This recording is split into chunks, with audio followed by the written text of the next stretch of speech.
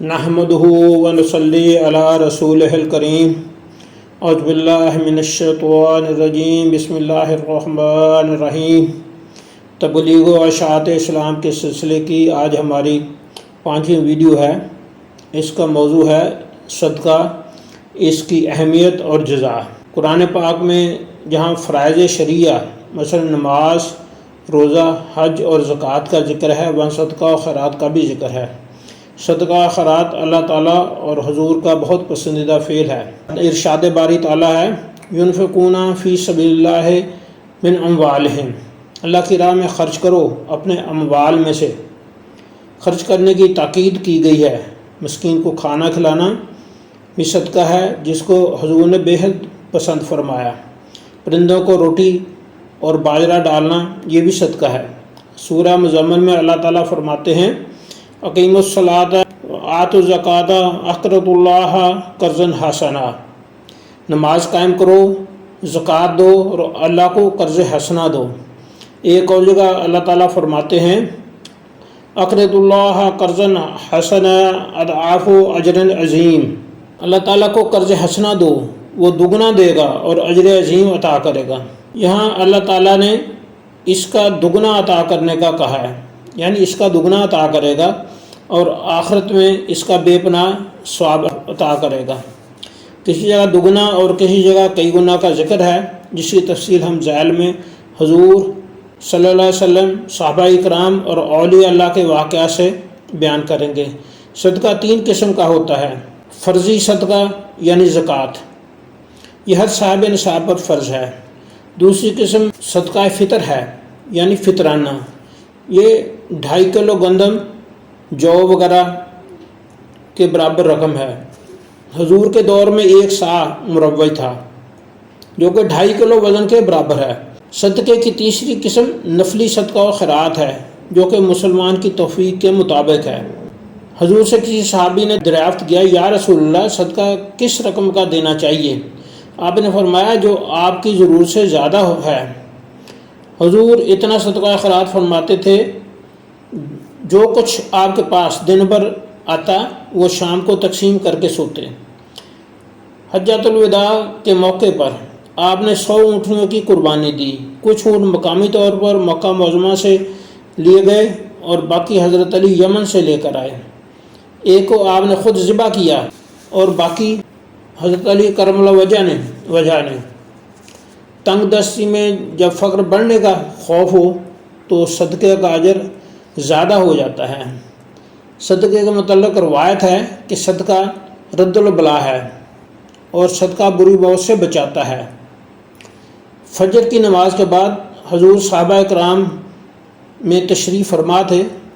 آپ نے پوچھا آج نماز سے قبل کسی نے مسکین کو کھانا کھلایا؟ تو حضرت عمر فوراً بولے یا رسول اللہ ابھی تو صبح ہے۔ آپ نے حضرت عمر کو خاموشی کا کہا۔ حضرت صدیق اکبر فوراً گویا ہوئے یا رسول اللہ میں نے مسکین کو کھانا کھلایا۔ حضرت ابوبکر صدیق جانتے تھے کہ حضور صلی اللہ علیہ وسلم کا پسندیدہ فعل ہے۔ حضور گھر پر تشریف فرما تھے، ایک سوالی آیا اور صدا لگائی۔ حضور نے حضرت عائشہ سے دریافت کیا کہ گھر پہ کچھ ہے؟ آپ نے فرمایا 4 انڈے ہیں۔ حضور نے فرمایا یہ سوالی کو دے دو۔ تھوڑی دیر بعد دروازے پر کوئی آیا اور 30 انڈے دے گیا۔ حضور نے فرمایا یہ کیا حساب ہوا؟ حضرت عائشہ نے فرمایا 3 انڈے ثابت تھے اور 1 ٹوٹا ہوا تھا۔ حضور نے کہا پھر ٹھیک ہے، یعنی 10 گنا عطا کیا گیا۔ حضرت رابعہ بصری سے متعلق روایت ہے کہ ایک دن ان کے ہاں ایک مہمان آ گیا۔ گھر میں صرف 1 روٹی تھی۔ اتنے میں ایک سوالی آیا اور انہوں نے وہ بھی سوالی کو دے دی۔ گھر میں مہمان اور اپنے لیے کچھ نہ بچا۔ اتنے میں دروازے پر کوئی صاحب تشریف لائے اور 2 روٹیاں اندر بھیج دیں۔ حضرت رابعہ نے دیکھ کر کہا یہ ہماری نہیں، واپس لوٹا دو۔ کچھ دیر بعد ایک صاحب آئے اور انہوں نے 4 روٹیاں دیں۔ حضرت رابعہ نے روٹیاں گنی اور کہا یہ ہماری نہیں، لوٹا دیں۔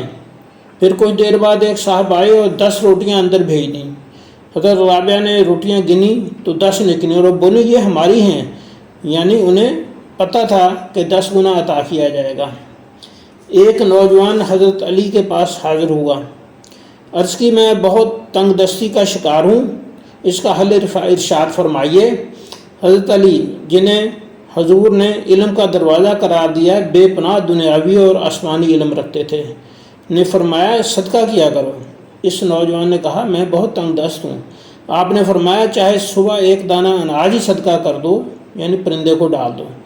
ایک دن حضور اپنی پیاری بیٹی خاتون جنت بی بی فاطمہ رضی اللہ عنہ کے گھر تشریف لے گئے، جو کہ حضور سے 1-2 گھر ہی چھوڑ کر واقع تھا۔ بی بی فاطمہ نے حضرت علی سے فرمایا میں نے سوت کاتا ہے، آپ بازار لے جائیں اور بیچ کر کھانے کا سامان لے کر آئیں۔ حضرت علی بازار چلے گئے، سامان بیچ چکے تو ایک سوالی آیا، سوال کیا، آپ نے سارے دینار اس کو دے دیے اور چل پڑے۔ اتنے میں ایک شخص آیا اور ہاتھ میں اونٹنی کی مہار پکڑ رکھی تھی۔ حضرت علی سے کہا اونٹنی خریدو گے؟ آپ نے کہا میرے پاس رقم نہیں۔ اس شخص نے کہا قیمت پھر دے دینا۔ اونٹنی کی مہار ہاتھ میں تھما دی۔ تھوڑی دیر بعد ایک دوسرا شخص آیا، بولا اونٹنی بیچو گے؟ حضرت علی نے کہا ہاں، اور رقم لے کر اونٹنی اس کو تھما دی۔ حضرت علی کرم اللہ وجہ سامان لے کر آئے۔ حضور مسکراتے ہوئے گویا ہوئے، علی اونٹنی کا قصہ تم سناؤ گے کہ میں سناؤں؟ سبحان اللہ۔ یہ تھا توکل حضور اور حضرت علی کرم اللہ وجہ کا۔ ایک روایت کے مطابق حضرت عیسیٰ میں سیر، حضرت ابراہیم میں سخاوت اور حضور میں توکل نمایاں تھے۔ حضور صلی اللہ علیہ وسلم نے فرمایا قسم ہے خدائے بزرگ و برتر کی، صدقے سے مال کم نہیں ہوتا بڑھتا ہے، معاف کرنے سے عزت کم نہیں ہوتی بڑھتی ہے۔ صدقے سے متعلق حضور نے مزید فرمایا کہ قیامت کے روز صرف اللہ سبحانہ و تعالیٰ کا سایہ دستیاب ہوگا، اور اس سائے میں 7 لوگ جگہ پائیں گے، جن میں ایک صدقہ کرنے والا ہوگا۔ صدقہ اور سخاوت اولیاء اللہ کی لازمی شرط اور وصف ہے۔ کنجوس کبھی اولیاء و ابدال کے درجے پر نہیں پہنچتا۔ شیخ اکبر ابن عربی اندلس میں انگریزوں کے دور میں پیدا ہوئے اور ہسپانیہ اسپین موجودہ اسپین سلطنت عثمانیہ کا اس وقت حصہ نہ تھا۔ ابن عربی نے پیشگوئی کی کہ ہسپانیہ جلد فتح ہو جائے گا، اور یہ درست ثابت ہوئی۔ سلطنت عثمانیہ کے خلیفہ وقت نے 1,00,000 دینار سے تعمیر کردہ محل آپ کو تحفے کے طور پر دیا۔ آپ ابھی اس محل میں آباد نہ ہوئے تھے کہ ایک سوالی آیا اور سوال کیا کہ آپ کے پاس اس وقت محل کے علاوہ اور کچھ نہ تھا۔